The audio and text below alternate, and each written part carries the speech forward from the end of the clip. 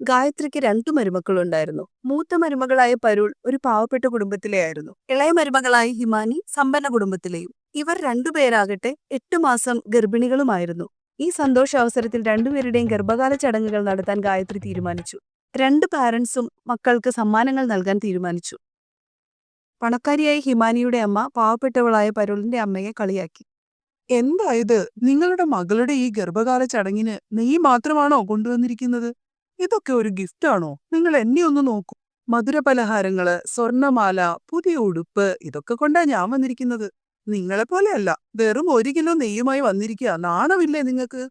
എന്താ അമ്മേ, നിങ്ങൾ എന്തിനാ ഇങ്ങനെ ഇവരോടൊക്കെ സംസാരിക്കും? അപ്പോൾ അവരുടെ അമ്മായിയമ്മയായ ഗായത്രി പറഞ്ഞു. അക്കാര്യങ്ങളെല്ലാം വിട്ടേക്കു സഹോദരി. ദാ നിങ്ങൾ ഇവിടെ വന്നിരിക്കൂ. ഞാൻ നിങ്ങൾക്ക് പ്രാതൽ തയ്യാറാക്കാം. കുറച്ചു സമയത്തിന് ശേഷം ചടങ്ങ് തുടങ്ങിയപ്പോൾ രമുല അവളുടെ മകൾക്ക് മാത്രം ഗിഫ്റ്റ് നൽകി. എന്നാൽ പാവപ്പെട്ടവളായിരുന്ന ലത രണ്ടുപേർക്കും നൽകാനായി നെയ്യുമായിട്ടായിരുന്നു വന്നത്.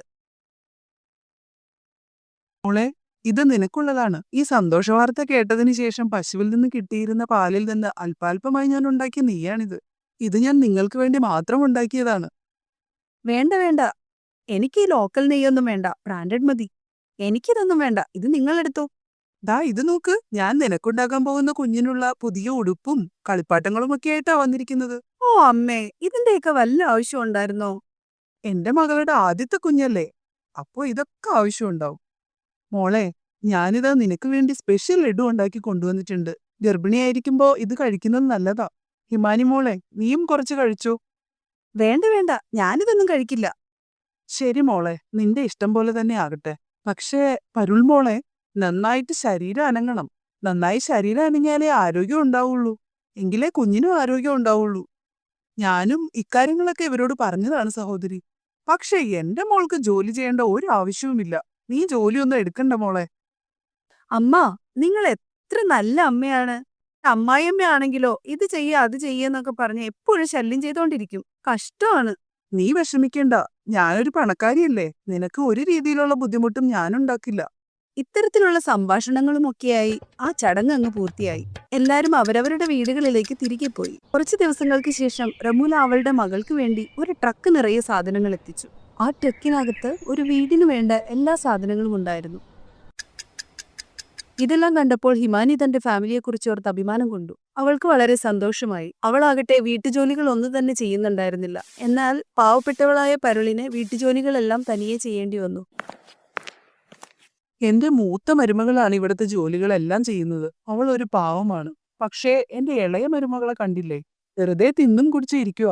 ലോകത്തിലെ ആദ്യത്തെ ഗർഭിണിയാണെന്നുള്ള രീതിയിൽ എല്ലാ സമയവും ബെഡിൽ തന്നെ കിടക്കുക. കഷ്ടം. കുറച്ചു നാളുകൾക്ക് ശേഷം ഒരു ദിവസം, ആ അമ്മേ, എനിക്ക് വല്ലാതെ വയറുവേദനിക്കുന്നുണ്ട്. നമുക്ക് ഇപ്പൊ തന്നെ ഹോസ്പിറ്റലിൽ പോണെന്നാ തോന്നുന്നേ. ആ മോള് വിഷമിക്കണ്ട, ഞാൻ പെട്ടെന്ന് തന്നെ അശോകന് ഫോൺ ചെയ്യാം. നമുക്ക് വേഗം തന്നെ ഹോസ്പിറ്റലിലേക്ക് പോവാം. കുറച്ചു സമയങ്ങൾക്കുള്ളിൽ അവർ ഹോസ്പിറ്റലിലെത്തി. സുഖപ്രസവത്തിലൂടെ ഒരു ആൺകുഞ്ഞ് ജനിക്കുകയും ചെയ്തു. അടുത്ത ദിവസം ഹിമാനിക്കും പ്രസവവേദന തുടങ്ങി. അമ്മായിയമ്മ അവളോട് സർക്കാർ ആശുപത്രിയിൽ പോകാമെന്ന് പറഞ്ഞു.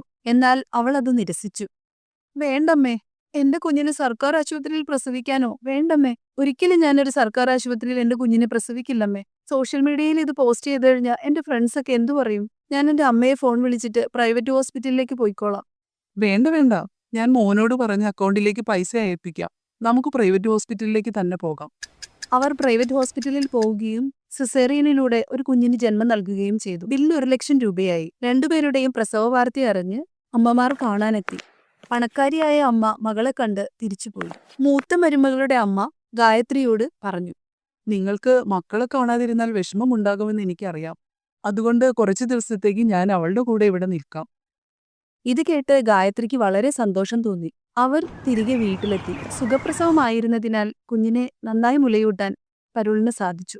എന്നാൽ ഇളയ മരുമകൾക്ക് ഓപ്പറേഷൻ ചെയ്തതിനാൽ ഒത്തിരി ബുദ്ധിമുട്ടുകൾ സഹിക്കേണ്ടി വന്നു. ഒരു ദിവസം കുഞ്ഞ് തൊട്ടിലിൽ കിടന്ന് കരയുകയായിരുന്നു. ഇത് കണ്ട പരുൾ തന്റെ കുഞ്ഞിനെ ബെഡിൽ കിടത്തിയിട്ട് ആ കുഞ്ഞിനെ എടുത്ത് മടിയിലിരുത്തി അവൾ കുഞ്ഞിനെ താലോലിക്കാനായി തുടങ്ങി.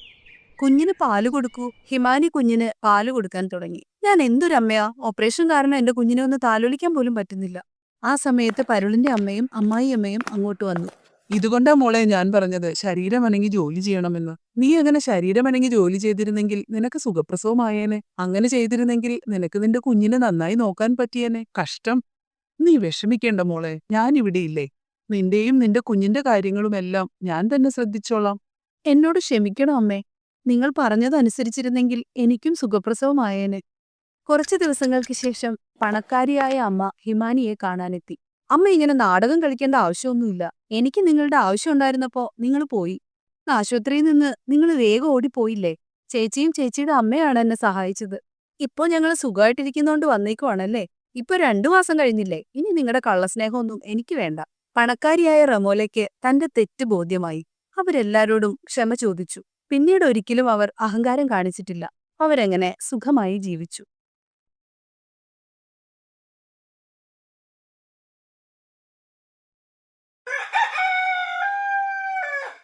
ഒരു കാര്യം പറയട്ടെ, അച്ഛൻ പോയിട്ട് എത്ര വർഷമായി?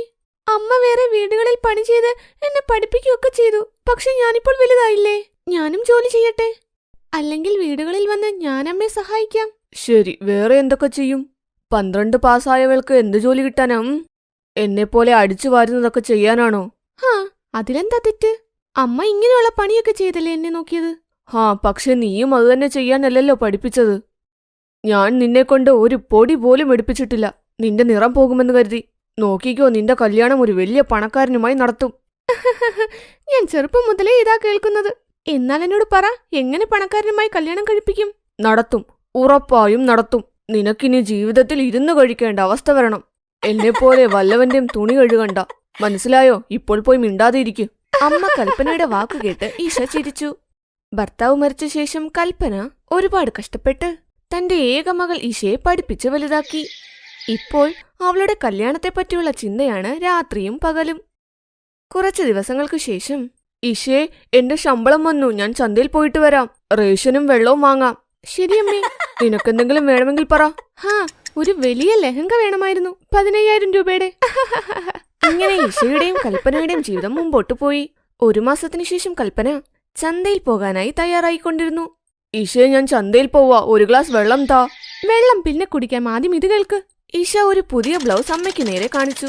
ആ ബ്ലൗസ് കാണാൻ വളരെ നന്നായിട്ടുണ്ട്. ദിവസങ്ങൾക്ക് മുൻപ് കൽപ്പനയുടെ യജമാനൻ സാരി കൊടുത്തിരുന്നു. പക്ഷേ അതിന് ബ്ലൗസ് ഇല്ല. ഈശ തന്റെ അമ്മയ്ക്ക് വേണ്ടി വീട്ടിൽ തന്നെ ബ്ലൗസ് തയ്ച്ചു.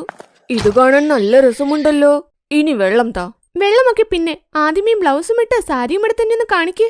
ഈശ തന്റെ അമ്മയെ മുറിയിലേക്ക് തള്ളിക്കൊണ്ടുപോയി. കുറച്ചു കഴിഞ്ഞപ്പോൾ കൽപ്പന ആ സാരിയും എടുത്ത് പുറത്തു വന്നു. ആ സാരിയിൽ അവരെ നല്ല ഭംഗിയുണ്ടായിരുന്നു. കൊള്ളാമല്ലോ, ഒരു സിനിമാ നടിയെ പോലെയുണ്ട്. ശരിക്കും? ഞാൻ ഈ സാരി സൂക്ഷിച്ചു വെച്ചേക്കാം. കല്യാണം വരുമ്പോൾ ഉടുക്കാനുള്ളതാ. സൂക്ഷിച്ചു വെച്ചോ. എന്നാൽ ഇത് ഉടുത്തിന്ന് പോയാൽ മതി. നിനക്ക് വട്ടാണോ? ജനങ്ങൾ എന്തു പറയും? എന്തു പറയാനാ, അവരെന്തെങ്കിലും പറയട്ടെ. ഇത് ഉടുത്തുകൊണ്ട് പോവാമ്മേ, നന്നായിട്ടുണ്ട്. നീ ഒരു കാര്യം ചെയ്. നീയും നന്നായിട്ടൊന്ന് ഒരുങ്ങി വാ. നമുക്ക് 2 പേർക്കും പോകാം.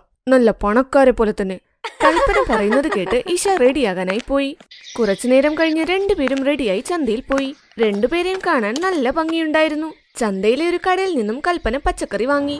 അപ്പോൾ അവിടേക്കൊരു കാർ വന്നു. ആ കാർ കൽപ്പനയെ ചെറുതായൊന്ന് ഇടിച്ചിരുന്നു.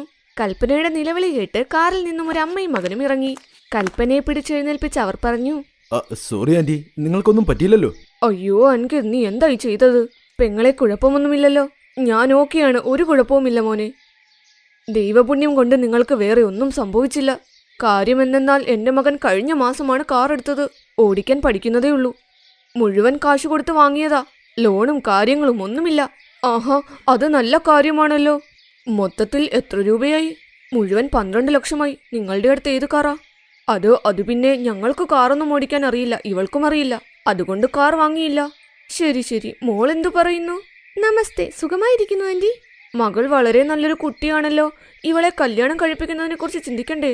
അതെ, ഇപ്പോൾ ആൺകുട്ടികളുടെ ഒരു ലൈൻ തന്നെയുണ്ട് വീടിനു മുമ്പിൽ. നിങ്ങൾ കണ്ടില്ലേ എന്റെ മകൾ എത്ര സുന്ദരിയാണെന്ന്? പിന്നെ ഒറ്റ മകളും. അത് തന്നെ. നിങ്ങൾ നിങ്ങളുടെ നമ്പർ ഒന്ന് താ, ആവശ്യം വരും. എഴുതിക്കോളൂ ആന്റി. ഈശ അമൃതയ്ക്ക് തന്റെ മൊബൈൽ നമ്പർ നൽകി. കാരണം അമ്മ കൽപ്പനയുടെ കയ്യിൽ ഫോണില്ല. കുറച്ചു നേരം സംസാരിച്ചതിനു ശേഷം അവർ 2 പേരും അവിടെ നിന്നും പോയി. നോക്ക്, നിനക്ക് കൊച്ചിനെ ഇഷ്ടപ്പെട്ടോ? അവൾ സുന്ദരിയാണമ്മേ. അതാ ഞാനും ചിന്തിക്കുന്നത്. കാണാൻ നല്ല പണക്കാരെ പോലെ തന്നെയുണ്ട്. കൂടാതെ ഒറ്റ മകളും. നമുക്കൊന്ന് ആലോചിച്ചു നോക്കിയാലോ? പിന്നെ ഭാവിയിലെല്ലാം നമ്മളുടേതാകും. എന്തു തോന്നുന്നു? അതെ അമ്മേ, അമ്മ പറഞ്ഞത് ശരിയാണ്. അപ്പോൾ സംസാരിക്കാമല്ലേ? പിന്നെ സംസാരിച്ചിട്ടേ ഉള്ളൂ ഇനി. അൻകിതും ഈശയുടെ സൗന്ദര്യത്തിന് മുൻപിൽ വീണിരുന്നു. കൂടാതെ തന്നെ അവർ രണ്ടുപേരും പണക്കാരാണെന്ന് വിചാരിച്ച് അമ്മയുടെ മകന്റെയും കണ്ണു തിളങ്ങി. വൈകുന്നേരം ഇഷയുടെ വീട്ടിൽ, അമ്മേ, ഇത്രയും കള്ളം പറയേണ്ട എന്താവശ്യമാ? നീ ഒന്നും മിണ്ടാതിരിക്കും. ചിന്തിച്ചു നോക്കൂ, നിന്റെ കല്യാണം ആ ചെറുക്കനുമായി നടന്നാൽ നീ ഒരു രാജ്ഞിയാകും. പക്ഷെ അമ്മേ, നമ്മളുടെ കയ്യിൽ അവർക്ക് കൊടുക്കാൻ എന്താ ഉള്ളത്? നീ ഒന്നും മിണ്ടാതിരിക്കൂ. ഒരു തവണ കല്യാണം കഴിഞ്ഞാൽ പിന്നെ എന്ത് ചെയ്യാനാ? പക്ഷേ അമ്മേ, കേശവ്, ഞങ്ങൾ പ്രണയത്തിലാണ്. ഞാൻ അമ്മയോട് പറഞ്ഞിട്ടുള്ളതല്ലേ. ഏത് കേശവ്? ആ മംഗളുവിന്റെ മകനോ? അയ്യേ, ഒരു കർഷകനെ കല്യാണം കഴിച്ച നിനക്ക് എന്ത് കിട്ടാനാ? നീ കേട്ടില്ലേ, ആ പയ്യൻ 12 ലക്ഷത്തിന്റെ കാർ, അതും പൈസ കൊടുത്ത്. ഞാൻ തീരുമാനിച്ചു കഴിഞ്ഞു. നിന്റെ കല്യാണം ആ പയ്യനുമായി തന്നെ നടത്തും, ഒരു കർഷകനുമായിട്ടൊന്നുമല്ല. ഇത്രയും പറഞ്ഞ് കൽപ്പന അവിടെ നിന്നും പോയി. ഇഷ കരഞ്ഞു. ഇഷയും കേശവും തമ്മിൽ വളരെ സ്നേഹിച്ചിരുന്നു. പിന്നെ എപ്പോൾ ഇഷ കൽപ്പനയുടെ അടുത്ത് കേശവന്റെ പേര് പറഞ്ഞു, കൽപ്പന അവളെ വഴക്കു പറയുമായിരുന്നു. കുറച്ചു ദിവസങ്ങൾക്ക് ശേഷം ഇഷയുടെയും അൻകിതിന്റെയും നിശ്ചയം കഴിഞ്ഞു. ഈ നിശ്ചയത്തിൽ ഇഷയുടെയും കേശവിന്റെയും രണ്ടുപേരുടെയും ഹൃദയം തകർന്നു. കുറച്ചു ദിവസങ്ങൾക്ക് ശേഷം, സഹോദരി, ഇപ്പോൾ കല്യാണത്തിന്റെ തീയതി നിശ്ചയിക്കണം. ആഹാ, ഞാനും അതാ പറയാൻ വന്നത്. ഇപ്പോൾ സ്ത്രീധനത്തെക്കുറിച്ചും ഒന്ന് പറഞ്ഞേക്കാം. നോക്കൂ, കാർ ഞങ്ങൾ വാങ്ങിയിട്ടുണ്ട്. ഇവിടെ ഞങ്ങൾക്ക് നല്ല പേരാണ്. നിങ്ങളൊരു കാര്യം ചെയ്യൂ, ഇഷയ്ക്ക് കുറഞ്ഞത് 10 ലക്ഷം രൂപയുടെ ലഹങ്ക എടുക്ക്, പിന്നെ പൈസയും തരണം. മതി, ഞങ്ങൾക്ക് ഇത്രയൊക്കെ മതി. അപ്പോൾ കൽപ്പന പെട്ടുപോയി. അവൾ കൈകൂപ്പി അവരോട് എല്ലാ സത്യങ്ങളും പറഞ്ഞു. അവർ ചിന്തിച്ചു അൻകിത് ഇഷയെ കല്യാണം കഴിക്കുമെന്ന്. എന്നാൽ അവനും തന്റെ അമ്മയെപ്പോലെയൊരു അത്യാഗ്രഹിയായിരുന്നു. ഇഷ നേരത്തെ സങ്കടത്തിലാണ്. ഇപ്പോൾ കൽപ്പനയും സങ്കടത്തിലായി. തന്റെ മകളെ പണക്കാര വീട്ടിൽ കല്യാണം കഴിപ്പിക്കണമെന്നുള്ള സ്വപ്നം തകർന്നുപോയി. ഞാൻ അമ്മയോട് നേരത്തെ പറഞ്ഞതല്ലേ, ഈ കള്ളമൊക്കെ എത്ര ദിവസം നിലനിൽക്കും? ഞാൻ അങ്ങനെ എന്ത് തെറ്റാ ചെയ്തത്? നിന്നെ പണക്കാര വീട്ടിൽ കെട്ടിക്കണമെന്ന ഒരാഗ്രഹമേ എനിക്കുള്ളൂ. ഈ പണക്കാരൊക്കെ എത്ര അത്യാഗ്രഹികളാണ്. വിഷമിക്കണ്ട അമ്മേ, ദൈവം എല്ലാം നടത്തിത്തരും. നീ ഒരു കാര്യം ചെയ്, കേശവനെ വിളിക്ക്. ഞാൻ നിന്റെ കല്യാണം അവനോടൊപ്പം നടത്താം. ഇത് കേട്ടപ്പോൾ ഈശയ്ക്ക് സന്തോഷമായി. രാത്രി കേശവ് വീട്ടിലേക്ക് വന്നപ്പോൾ കൽപ്പന തന്റെ കാര്യങ്ങളെല്ലാം അവനോട് പറഞ്ഞു. അമ്മേ, അമ്മ വിഷമിക്കണ്ട. എനിക്ക് സ്ത്രീധനമൊന്നും വേണ്ട. പിന്നെ നിങ്ങൾ വിഷമിക്കണ്ട. ഇഷയ്ക്ക് അച്ഛനും ചേട്ടനും ഇല്ലെന്നറിയാം. നിങ്ങളെ ഇനി ഞാൻ നോക്കിക്കൊള്ളാം. കേശവ് പറയുന്നത് കേട്ട് കൽപ്പനയ്ക്ക് തന്റെ തെറ്റ് മനസ്സിലായി. അവർ കേശവിനെ അനുഗ്രഹിക്കുകയും ചെയ്തു. പിന്നെ പണ്ഡിതനെ വിളിച്ച് രണ്ടുപേരുടെയും കല്യാണത്തിന്റെ തീയതിയും കുറിച്ചു. 1 മാസത്തിനു ശേഷം കല്യാണം ഉറപ്പിച്ചു. അങ്ങനെ ഒരു ദിവസം കൽപ്പനയുടെ വീട്ടിൽ പെട്ടെന്നൊരു വൃദ്ധയായ ഭിക്ഷക്കാരി വന്നു. മോളെ, കഴിക്കാൻ എന്തെങ്കിലും കിട്ടുമോ? ആ അമ്മ, ഇരിക്ക്, ഞാൻ താങ്കൾക്ക് വേണ്ടി ഭക്ഷണം എടുക്കാം. ഭിക്ഷക്കാരി ഭക്ഷണം കഴിച്ചു. പിന്നെ ഒരു ഗ്ലാസ്സിൽ വെള്ളവും കുടിച്ചു. നിങ്ങൾക്ക് ഒരുപാട് നന്ദി മോളെ. നീ ഈ വിശന്നു വലഞ്ഞ ഭിക്ഷക്കാരിക്ക് ഭക്ഷണം നൽകി. അതിനെന്താ അമ്മേ? നിങ്ങൾ എന്റെ മകളെ അനുഗ്രഹിക്കണം. അവളുടെ കല്യാണം അടുത്ത മാസമാ. ആഹാ, കൊള്ളാമല്ലോ മോളെ. ഞാൻ നിന്നെ ആശീർവദിച്ചിട്ട് ഒരു കാര്യവുമില്ല. പക്ഷേ ഒരു കാര്യം പറയാം. പറഞ്ഞോളൂ അമ്മേ. നിന്റെ കിണറ്റിലെ വെള്ളം കുറച്ച് എരിവുള്ളതാ. അത് കുറച്ചുകൂടി ഒന്ന് കുഴിച്ചു നോക്കണം. അത് നിന്റെ മകളുടെ കല്യാണത്തിന് മുമ്പ് തന്നെ ചെയ്യണം. ഞാൻ അപ്പോൾ വരും അതിലെ വെള്ളം കുടിക്കാനായി. എന്നിട്ട് നോക്കിക്കോളൂ, എല്ലാം ശരിയാകും. ശരിയമ്മേ. ഇത് പറഞ്ഞ് വൃദ്ധ ഭിക്ഷക്കാരി അവിടെ നിന്നും പോയി. മറുവശത്ത് കൽപ്പന ഇക്കാര്യം കേശവനോട് പറഞ്ഞു. കേശവ് മൺവെട്ടിയുമായി കിണർ കുത്താൻ തുടങ്ങി. അവൻ മൺവെട്ടിയെടുത്ത് കുഴിക്കാൻ തുടങ്ങിയപ്പോൾ അത് എന്തോ ഒന്നിൽ തട്ടി നിന്നു. അവൻ മണ്ണു മാറ്റി നോക്കിയപ്പോൾ താഴെ കണ്ടു ഒരു മൺകുടം നിറയെ സ്വർണമിരിക്കുന്നു. അതവനെടുത്തു. അത്ഭുതം സംഭവിച്ചിരിക്കുന്നു, അത്ഭുതം. അത് ഭിക്ഷക്കാരിയൊന്നുമല്ല, അത് സാക്ഷാൽ ദേവിയാണ്. ഇപ്പോൾ ഞാൻ എന്റെ മകളുടെ കല്യാണം നന്നായി നടത്തും. കൽപ്പന ആ സ്വർണത്തിൽ നിന്നും കുറച്ചു വിറ്റ് ഇഷയ്ക്ക് 10 ലക്ഷത്തിന്റെ ലഹങ്ക വാങ്ങി. നല്ല വിലയുള്ള കാർ കേശവനും വാങ്ങി. അമ്മേ, എനിക്ക് മെഹങ്കയും കാറുമൊന്നും വേണ്ട. നിനക്കാവശ്യമില്ലായിരിക്കാം, പക്ഷെ ഞങ്ങൾക്കുണ്ട്. എടാ മോനെ, 10 ലക്ഷത്തിന്റെ ലഹങ്ക ഇട്ടാൽ എന്റെ മകൾ 20 ലക്ഷത്തിന്റെ കാറിൽ ഇരിക്കണ്ടേ? പിന്നെ അമൃതയുടെ വീട്ടിലേക്ക് പോകണം. പോയി മിഠായി കൊടുത്തിട്ട് വരണം. അമൃതയും അൻകിതും പുതിയ കാറും ഇഷയുടെ 10 ലക്ഷത്തിന്റെ ലഹങ്കയും കണ്ട് അമ്പരന്ന് നിന്നു. അവിടെ ഇഷയുടെയും കൽപ്പനയുടെയും സന്തോഷത്തിന് അളവേയില്ല. രണ്ടുപേരുടെയും സ്വപ്നവും നിറവേറി. Thanks for watching.